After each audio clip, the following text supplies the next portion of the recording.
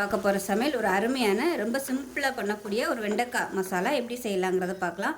காரக்குழம்பு புளிக்குழம்பு எல்லாத்தையுமே சூப்பராக இருக்கும். வாங்க அது எப்படி செய்யலாங்கிறத பார்க்கலாம். நல்லா ஒரு 3 டீஸ்பூன் எண்ணெய் விட்டுக்கலாம். வெண்டைக்காய் வதக்குற அளவுக்கு எண்ணெய் நல்லா சூடானதும் நல்லா ஒரு 3 கைப்பிடி அளவுக்கு, அதாவது ஒரு 250 கிராம் அளவு இருக்கும். இப்போ அந்த வெண்டைக்காயை சின்ன சின்னதாக கட் பண்ணி வச்சுருக்கேன், அதை சேர்த்துக்கலாம்.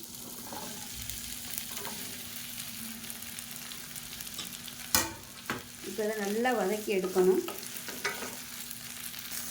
இப்போ பாருங்கள், வெண்டைக்காய் நல்லா வதங்கிடுச்சு. வேறு பிளேட்டுக்கு மாற்றிக்கலாம்.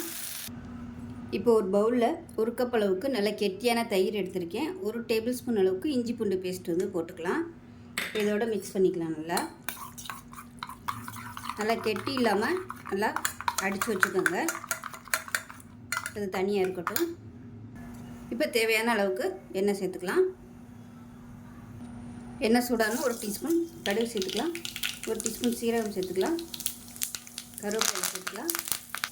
பெரிய வெங்காயம் பொடியாக கட் பண்ணதை சேர்த்துக்கலாம்.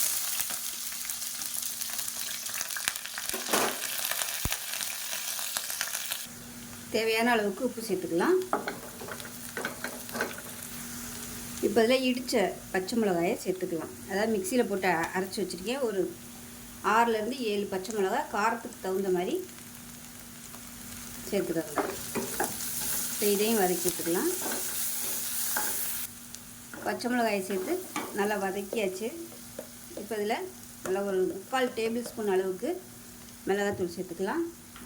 இது கூடவே கொஞ்சமாக மஞ்சள்தூள் சேர்த்துக்கலாம். ஒரு 1/4 டேபிள் ஸ்பூன் மஞ்சள்தூள், 3/4 டேபிள் ஸ்பூன் தனியாத்தூள் சேர்த்துக்கலாம். இப்போ எல்லாத்தையும் எண்ணெயில் வதக்கி விட்டுட்டு அடித்து வச்சுருக்க தயிர் சேர்த்துக்கலாம். நம்ம அடித்து வச்சுருக்க அந்த தயிர் அப்படியே இதில் சேர்த்துடலாம்.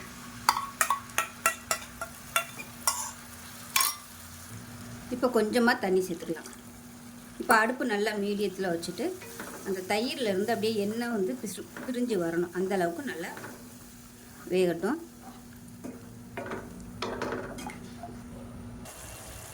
இப்போ பாருங்கள், தயிர்லேருந்து நல்லா எண்ணெய் பிரிஞ்சு வந்துருச்சு. இப்போ நம்ம வதக்கி வச்சுருக்க இந்த வெண்டைக்காயை சேர்த்துக்கலாம்.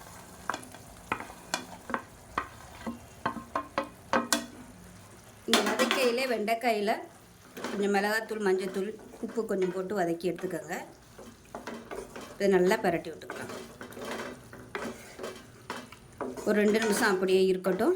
அந்த வெண்டைக்காயில் அந்த மசாலா எல்லாமே சாறுற அளவுக்கு இருக்கட்டும்.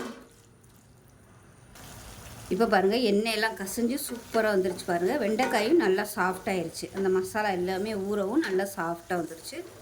ஸோ அவ்வளோதான், சூப்பரான வெண்டைக்காய் மசாலா ரெடி ஆயிடுச்சு. இது வந்து புளிக்குழம்பு, வத்தக்குழம்பு இந்த மாதிரி இதுக்கெலாம் சூப்பராக இருக்கும். கண்டிப்பாக செஞ்சு பாருங்கள். செஞ்சு பார்த்துட்டு எப்படி வந்துச்சுங்கிறத சொல்லுங்கள். வீடியோ பிடிச்சிச்சுன்னா லைக் பண்ணுங்கள், கமெண்ட் பண்ணுங்கள், சேனலை சப்ஸ்கிரைப் பண்ணுங்கள், பக்கத்தில் பெல் பட்டனை ப்ரெஸ் பண்ணுங்கள். நன்றி.